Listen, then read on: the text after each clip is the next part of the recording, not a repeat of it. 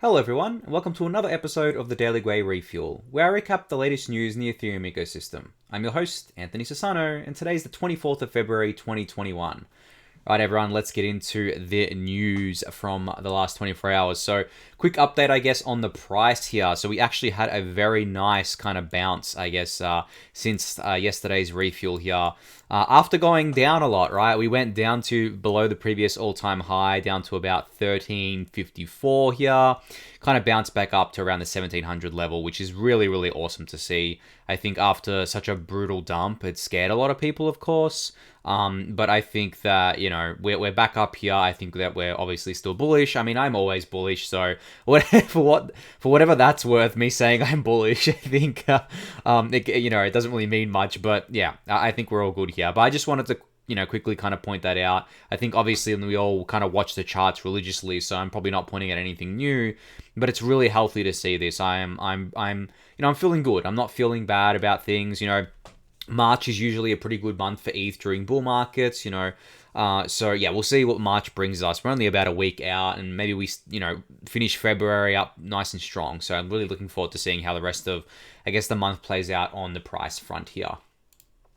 So today I put out a tweet, basically just a very simple tweet saying the Ethereum economy never sleeps. And I wrote a Daily Gwei newsletter about this. It's actually today's newsletter. You can go check that out if you want some more long form thoughts there. But I'll quickly break down kind of like what I mean by this. I mean, obviously it's a very short tweet, doesn't really say much, but if you kind of dig into it, it says a lot, right? I was thinking about this and I was just like sitting down, I was playing with like different DeFi tools, and I'm like, wow, it's like 9 p.m. at night, right? I don't have to ask anyone's permission to do this. I'm just playing around with an entire financial system from my kind of MetaMask wallet, doing whatever I want, whenever I want. And I was just like, for some reason, like it just kind of like hit me all at once. And I was like, okay, this is crazy. We've never had an economy before that operates 24/7, literally never sleeps, right? Never goes offline. The Ethereum network uptime is near 100%. I think there's been like, I think it's pretty much 100%. Like even accounting for what happened with the DAO and the Shanghai DOS attacks, I'm pretty sure it's 100%. But I don't want to say exactly 100% just in case I'm wrong there, but it's close enough. So and because of that, right, you or me or anyone, we can do transactions on the network whenever we want, right? We don't have, as I said, we don't have to ask anyone's permission. We don't have to wait for like the trading to start again or like, something to open, right? It's always open. It's just like an entire world or entire economy that is always open, ready to take our transactions. Now, yes, it's clunky, right? It's slow sometimes. The fees are obviously very high, but that doesn't take away from the fact that it's still available. Ethereum's availability is insane. And I know that the world computer kind of term that's used to describe Ethereum is kind of a meme at this point, but I still think it fits. I mean, a world computer doesn't mean that it has to be like a fast computer, right? It doesn't have to be like a cheap computer. A computer is basically just like a piece of kind of hardware and with software on it that kind of executes arbitrary, I guess, not transactions, but like instructions. So the Ethereum kind of network does the same thing with the Ethereum virtual machine. Instead, we call them transactions, right? So whenever you kind of talk to the Ethereum network, you're issuing a transaction or multiple transactions, and those are being processed by this kind of computing network that is worldwide, right? There's nodes everywhere. There's miners everywhere.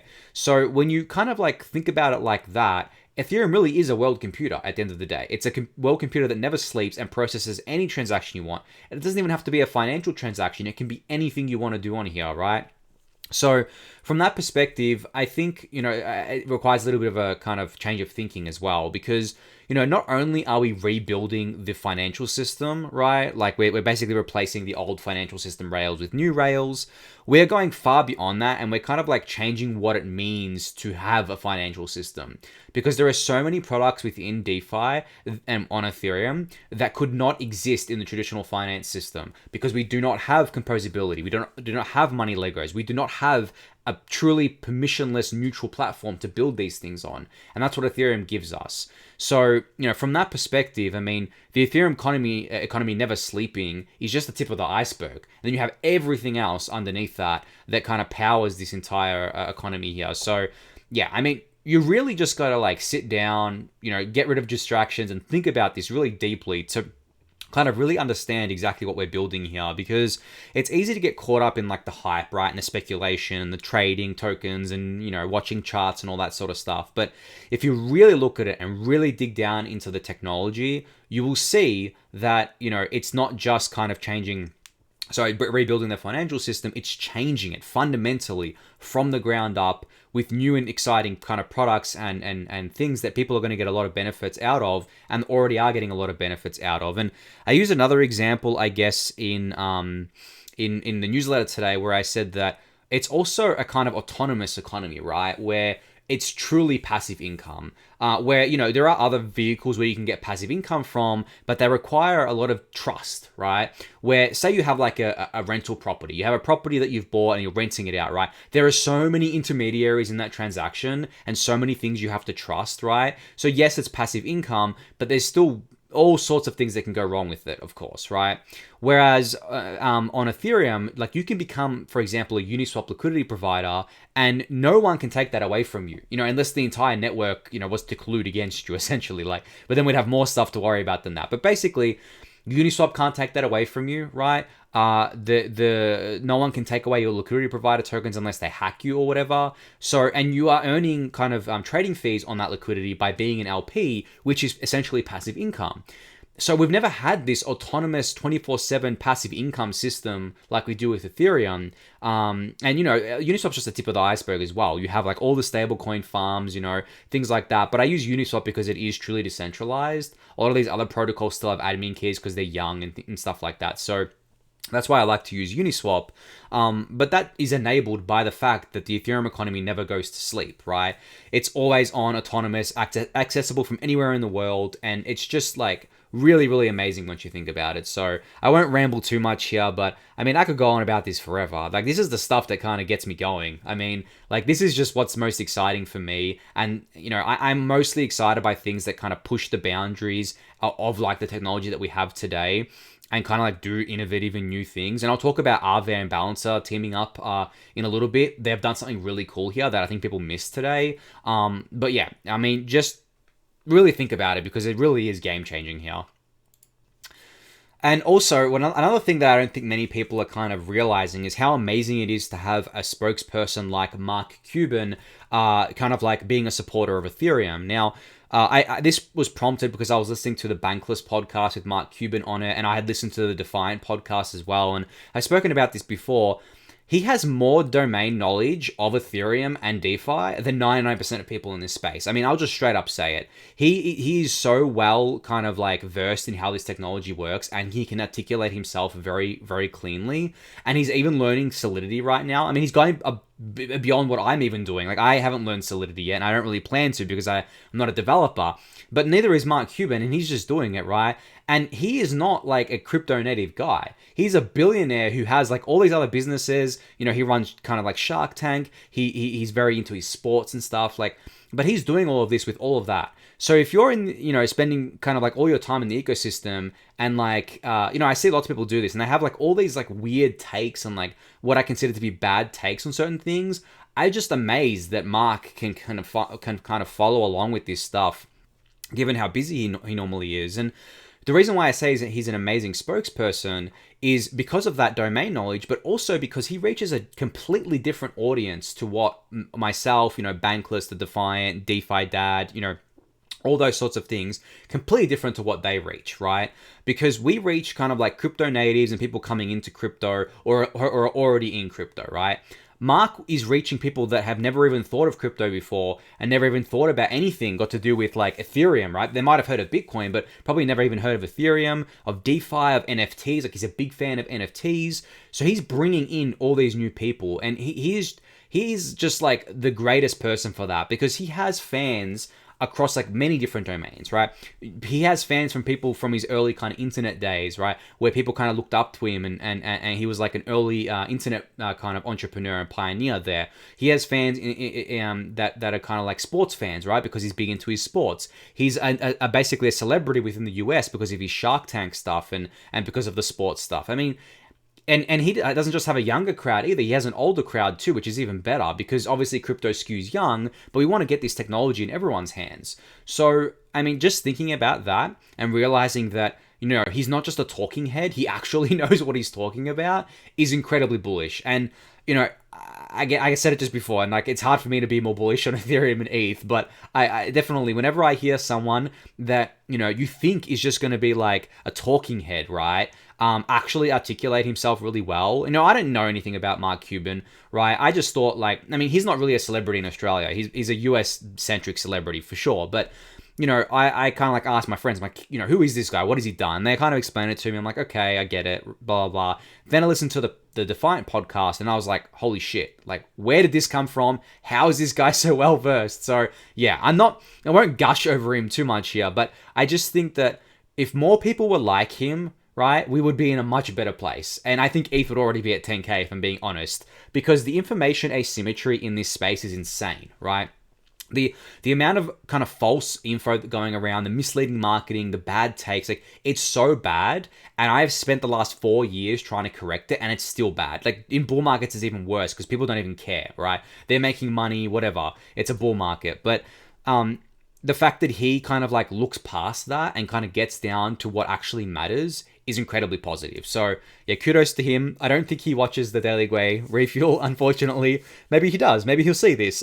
If you want, you can tag him in it. It'd be fun to see if he sees this. But basically, yeah, I just like want to thank him and kind of like thank anyone that does this, because I mean, I have an audience, obviously, but my audience isn't like, anywhere near as big as Mark's. I'm nowhere near as known as Mark, and same with like all the other media outlets within Ethereum. So we need more of these people. And not just because I want them to kind of like be a marketing vehicle for Ethereum, I want them to actually be proper spokespeople that understand the technology. And Mark is a shining example of that and someone that should be emulated, I think. So an update from UmbraCash here. So Umbra, for those who don't know, is a kind of privacy protocol that's been that's working to kind of enable the sending of stealth payments on Ethereum. So I spoke about yesterday about Aztec protocol and how they're doing zero knowledge kind of wrapping around different, I guess, like assets on Ethereum, like DAI and stuff like that. And Umbra is taking, I think, a different approach here, but doing the same kind of thing. They want to do like private payments, right? And they reached phase 1 of their road to mainnet right now, which means they're on the Rinkeby testnet, so you can actually go test this out right now and test out their technology, which I think is really cool. And they've got like a kind of detailed post here about like what's coming, what phase 1 has been and how it's complete now, and how phase 2 is in progress, and then the audits and everything like that. So yeah, if you haven't heard of this project yet, I suggest going and checking this out. You'll be able to get a quick recap of what it is, how it works, and you can go play with it on Rinkeby, which I always love, right? So definitely go check this out if you've got some time. So Dune Analytics posted this tweet that over the last 24 hours, there was $4.2 billion of decentralized exchange trading volume, and the total trading volume of DEXs for 2019 was only $3 billion. Holy shit, right? We did more volume in one day than we did in all of 2019 through DEXs. This is the exponential growth of DeFi. People are still underestimating how quickly this can keep growing. Even with the high fees, it doesn't matter. There is so much capital coming into this system right now. So much capital entering. We've got layer 2 growing too. Like, there is just money flying absolutely everywhere, and people are hungry for this technology. They're hungry to get involved. They're hungry to like liquidity provide more liquidity to the system so that these traders can get better kind of deals and less slippage. And, DEXs are competing with centralized exchanges and doing more volume than them. Absolutely insane, right? I mean, I can't wait till we do like more volume than we did in 2020, because 2020 was really the breakout year for DEXs. So I can't wait till we do more volume in one day than we did in the whole year. That's when it gets like really amazing, because 2019 was like, obviously $3 billion for the whole year isn't very much. And that was like when, I guess, DeFi and DEXs were still in their infancy. But the fact that we've done more in one day by a lot, not just by a little bit, 4.2 billion is like a lot more than 3 billion, is incredible to me. And I mean, even if we look at the DEXs here, like on the chart, most of these weren't even out in 2019 too, to be fair. I mean, there was really just Uniswap. I don't even know if Bancor was really functional back then. Just looking down the list here. I don't think Synthetics was really live in any great capacity there. I think they were, but it was a very limited kind of thing. Curve wasn't live, right? Kyber was. Oasis was. I think it was called ETH to DAI back then. And I think DYDX might have been, and 0x, of course. But basically, like, there was a lot of them that weren't. Like, SushiSwap is doing a lot of volume. It wasn't live back then, right? Curve, as I said, wasn't live back then. 0x was, but it wasn't doing too much volume. But just like the volumes across the board weren't great. So yeah, this is a huge kind of like statistic here. I am really impressed by it. I mean, and we even broke record on the amount of fees paid too. I think there was like $50 million worth of fees paid within 24 hours. I am a big proponent of that. Like the reason why I like kind of like the fee revenue is because it's a very hard metric to gain, right? Because it costs a lot. So it shows how much usage the Ethereum network has. That's why I like that. But at the same time, we just paid miners $50 million when we could have burned that with EIP 1559. Not all of it, but like some of it, right? So I just can't wait till 1559 comes in, and I can't wait to have a website where we're tracking the ETH burn. Then we can actually see that going down. It's just going to be absolutely incredible, because then we'll have something even more to celebrate, that we did $50 million in fees, but all this ETH got burned because of it as well. So I can't wait for that. I'm really pumped to see that be implemented. Obviously, right? 1559 is like one of my favorite things in the world coming to Ethereum. So we're really looking forward to that. So Owocki from Gitcoin posted that Gitcoin Grants matching round 9 is coming soon. As I mentioned on one of the refuels, I think last week, it's coming on March 10th. It's going to be running from 10th to the 25th. You can donate to your favorite projects, get your donations matched. And currently, there is a $500,000 matching pool. I think that's going to increase as we get closer. It's still about 2 weeks out from the Gitcoin Grants matching round. I reckon that'll definitely get to $1 million plus. And if you are someone interested in being a matching partner, definitely contact Owocki or Gitcoin in general. Or you can reach out to me and I'll put you in contact. I have a line of communication there. But for those who don't know what this matching round is, basically it's to fund open source kind of software and open source media. And what happens is people can donate and get their donations matched by this matching pool quadratically. So what that means is if you donate one DAI to the Daily Gwei, that could potentially be matched up to like 200 times. So the matching funds would put in 200 DAI and for your one DAI, which is just amazing, because it means like your money goes much further than it would previously, and it means you don't have to kind of like struggle to donate and pick between different projects. You can donate to like 20 different projects, give them 10 DAI each if that's all you can kind of spare, and that'll get matched a lot as well. And the more individual contributors to each grant, the more matching that grant will get as well. So really awesome. If you are interested in being a matching partner, definitely DM Owocki, Gitcoin, or myself, and I'll put you in contact. So the Ethereum Name Service runs these finance reports that they do every so often. And I think this is really great, because this is really great transparency from a team that is much loved within the Ethereum ecosystem, right? We all have our own ENS names that we love to kind of like use. But basically what this report does is kind of break down, what their income was, what their expenses are, kind of what the balance is, and how they're basically using the money essentially, which I thought was really cool. And I've seen this come from other projects as well. I think SushiSwap and Yearn have done something like this before. I would like more projects to be doing this. It's really nice to see like a breakdown of what's happening with the funds being kind of used, especially funds that may have been raised in like a sale or whatever. And I think it gives more confidence to kind of token holders as well. Not that ENS has a token, but I mean, the fact that they're doing this and they don't have a token is really professional. So you can go read the report. It'll be linked in the YouTube description as usual. But yeah, kudos to ENS for getting this report out there. All right, here we are with the Balancer X Aave news that I wanted to talk about. So what Balancer is doing with their new V2 asset manager tech is they're going to allow idle assets in their version 2 pools to earn yield on Aave without increased gas costs for swaps either. So what this means is, and the paragraph here pretty much explains it. On Balancer V2, all tokens are held in a single protocol vault.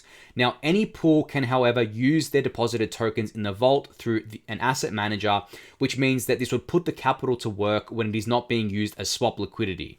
So this is, to fully realize why this is so mind-blowing, and I'm probably going to butcher the explanation here, you have to kind of like break down why composability is so mind-blowing. And I've spoken about this before, about how there is so much capital trapped in DeFi right now that's doing nothing that we can put to work, right? Think about the amount of ETH in Maker that is just sitting there, right, backing DAI, but most of the time it's doing nothing. The only time it really matters is when there's liquidations going on and things like that, right? And yes, it manages to back up the whole system, and if people want to kind of burn their DAI to get their ETH back, but most of the time, most of that capital is sitting idle doing nothing.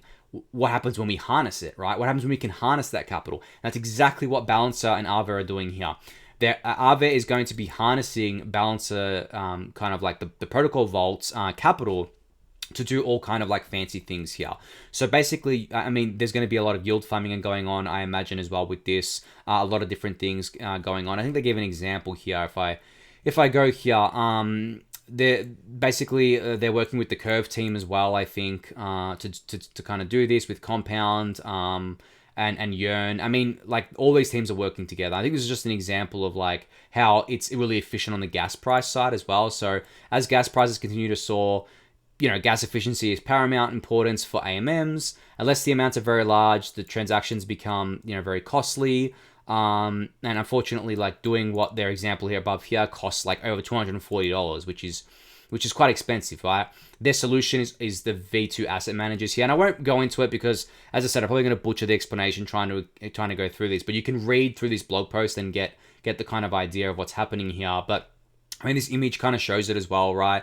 There's like a token pool, and there's like a kind of like, it takes the idle assets in that token pool and routes them to Aave to generate additional yields. Now, the reason why some assets are kind of idle is because in a pool, it's a bit hard to explain here. Like an LP, like a pool of assets for like a liquidity kind of pool on an AMM. Most of the time, most of the assets are just sitting there and waiting for like the price to either go up or go down, right? Because, you know, if the price of ETH is going up, then people are selling their ETH for DAI. If the price of ETH is going down, then they're selling their DAI for ETH, right? They're buying more ETH essentially on the way down.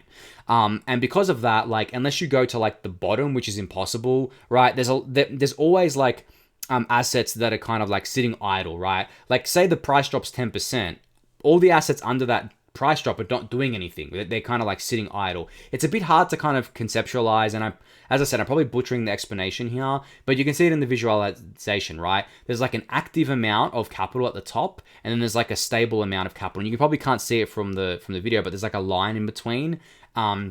And it takes that and puts it into like what's called a cash amount, which I guess is which is part of like the swaps, and then takes the other kind of idle capital, puts it into the invested amount, and the invested amount is going into Aave to earn additional yield here. So very cool. Go read the full blog post. I'm not gonna kind of butcher it anymore, but yeah, definitely really cool. So DeFi Pulse added a new feature to their site today called the Crypto Dollars page. Now, as you might have inferred, the Crypto Dollars page is tracking stablecoins, or crypto dollars as they've known, on Ethereum. You can see them all here, right? There's a dedicated page. You're probably familiar with the interface. You can see all the stablecoins listed here, right? USDT, USDC, DAI, and all that, with them TVL or market cap as it's known, which I thought was really, really cool. Because what's funny is that USDT, a lot of it is actually on other networks right now too. I think on Tron there's like $15 billion worth of USDT. But this is only measuring what's on Ethereum. And it's really cool to see on Ethereum that USDC is almost 50% of USDT. So USDT is 20 billion.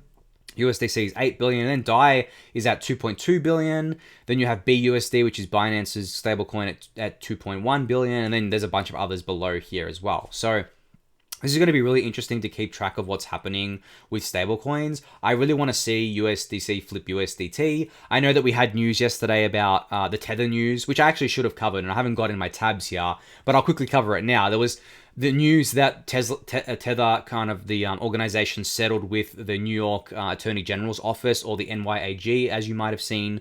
And they had to pay I think it was like a $18 million fine or something like that. It was quite a small fine, and just not operate in New York anymore. But basically, it kind of like, I guess, ended the Tether FUD, right? Where people were saying it's not backed. Apparently in the report, it said that at one point it wasn't exactly like one-to-one backed, but now it is. And, you know, a lot of the FUD was centered around this investigation, but, you know, apparently, you know, they were just able to settle with a fine and admit no wrongdoing as well. So, but in saying that, I okay, I don't really trust any centralized stablecoins, but if I had to pick one out of USDT and USDC, I would still pick USDC because it's much more transparent than Tether, right?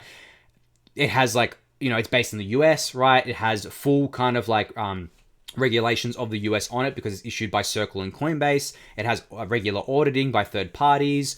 It's just much more safe. Now, obviously, ideally, I want to be using DAI, right, instead of these other ones. But I'm just saying, if I had to choose between the centralized stablecoins, I would choose USDC for sure. Yeah. But anyway, this page is really cool. I mean, I've kind of like been yearning for like a go-to stablecoin page for a while. There are some other tools you can use, but they're not as good. And this one's pretty good. I mean, you can see the stablecoin kind of growth here. And as I've said before on the refuel, I think we can get to $1 trillion by end of the year. Total. And this is, as I said, this isn't including the USDT on Tron, so you can add another 15 billion here, which means it's about 50 billion, probably more than that at this point, of stable coins. I think we can 20x that this year. We'll see how we go, but yeah, it's going to be cool to kind of like keep an eye on that for sure. So Zapper has added a NFT kind of feature to their portfolio tracker. Now, full disclosure here, I'm an investor in Zapper, so I'm not just kind of shilling it for the sake of it, but what you can do now is you can track all of your NFTs in the Zapper interface, which I thought was really, really cool. I mean, I have a lot of addresses. I don't know which NFTs I've bought and hold and where they are. Zapper's really good at that. Zapper's amazing at finding the assets that you don't know where they are, right? And what address they're in. So really cool to see this from them here. And there's actually a toggle as well. So you can just toggle this on and off if you don't really want to see your NFTs. The only issue with this is that it shows you a price, but because NFTs are inherently non-fungible, their price is not exactly accurate, right? Just because someone bought an NFT for a certain price, like once upon a time, doesn't mean that someone's going to buy the NFT for that same price. Now, I think this is just a function of we don't have very liquid markets for these things yet, and that'll improve with time. But so, yeah, if you do see prices on there for your NFTs, don't get your hopes up because it's most likely you won't be able to get those prices, especially if they're like the lesser known random NFTs and not things like CryptoPunks or whatever, right? So, yeah, definitely go check this out if you haven't yet. So the next rebalance for the DeFi Pulse Index is coming up. It happens once a month, and they've posted kind of what the rebalancing and weights will be. What's really interesting is that it's going to be purchasing another $8.3 million of Sushi, which is 0.44% of the total supply of Sushi, which I thought was really cool, right? I mean, this is, and the rebalancing here is based on kind of like the market cap and the weight of the market cap within the index. So I think it's going to be selling some Aave for Sushi here, or some other ones for Sushi as well, which I thought was pretty interesting. But yeah, I mean, that's a lot of Sushi, $8.3 million, right? And this is quite a large rebalance because the total market cap of the DPI, I think, is over $150 million now. So this is some of the biggest kind of rebalancing within DeFi today. So yeah, I mean, and plus 0.44% of the supply, that's huge, right? And this plays into meta governance as well, where eventually, not currently, because to participate in governance, you have to stake Sushi, I'm pretty sure. But eventually, there'll be a way to kind of do meta governance here with Sushi, I imagine. And that'll be play into it as well, where index token holders can actually use those tokens to vote on proposals within the Sushi ecosystem. And holding 0.4% of the total supply is a pretty healthy chunk of the vote, I think. So yeah, really cool to see that. All right, finally from the block, they posted a kind of news piece here saying, I guess the SEC Commissioner, Hester Peirce, has actually called for legal clarity and the freedom to experiment for DeFi. Now, there's a choice quote in the article here, and I'll read it out to you. So Hester says here that regulators need to provide both legal clarity and the freedom to experiment so that DeFi can compete with CeFi to offer investors financial services. I'll read that again. So that DeFi can compete with CeFi. I love this, right? This is it. This is what we want to do, right? And if you can kind of like lower the regulatory hurdles to doing this, especially in the US, right? This is going to become like much easier for entrepreneurs to build new tools. I think we're still kind of hamstrung by that. I know a lot of US-based teams are definitely hamstrung by that and they can't do what they want. So if we create like a regulatory sandbox for this sort of stuff, we can have some amazing experimentation going on within DeFi for US-based teams. And a lot of countries around the world follow the US regulations as well. So that's going to kind of like have domino effects there too, which I kind of really like. But yeah, I mean, it's just great to have someone like Hester who's pro crypto, as the SEC commissioner and, influencing kind of like the politics around this here, which I thought was really cool. And yeah, I mean, that quote just there just says it all, right? I don't really have to say much more than that. I think, what else is she saying? There's a quote here about like the anti-Wall Street sentiments. I mean, this is a pretty healthy piece here, so you can go read it in the YouTube description. But I mean, just generally, any kind of positive regulatory news is great. One thing I do kind of fear. I mean, I don't fear it too much, but I think one thing that can kind of like put a pause on the ecosystem is very harsh regulations. Now, I don't think that's going to happen, but if for some reason someone kind of got in and said, I hate crypto, right? I want to regulate the crap out of it. They could choke the fiat on-ramps. They could choke the innovation in the US. And it would take a little while, but the US would lose this innovation to other kind of like countries and other places around the world because crypto is global. But it would put a bit of a dampener on DeFi because the US accounts for a lot of the, activity within DeFi, right? The US dollar still dominates kind of like the stablecoin arena. So yeah, I hope that more friendly regulatory kind of news is coming out. I think the Tether news was huge. I think this is just, this is big as well. I think hopefully we'll get more positive news going into the future. But anyway, I digress for now. Thank you everyone again for listening and watching. That's it for today.